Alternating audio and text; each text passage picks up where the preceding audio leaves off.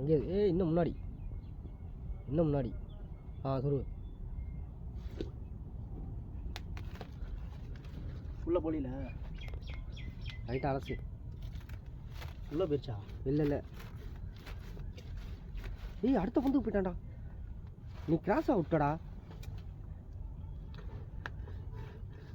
இல்லைடா கையை விட்டு தான்டா அப்படிங்க. கையை விட்டு அப்படி. அவ்வளோ பெரிய பொந்தாடா அது? பொந்தெலாம் அவ்வளோ பிரச்சனை இல்லை. விட்டுறாரா அடிச்சிட்டானா?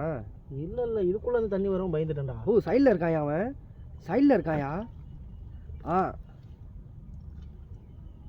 இல்லை சரி விடு உள்ளே உள்ளே கையை விடு.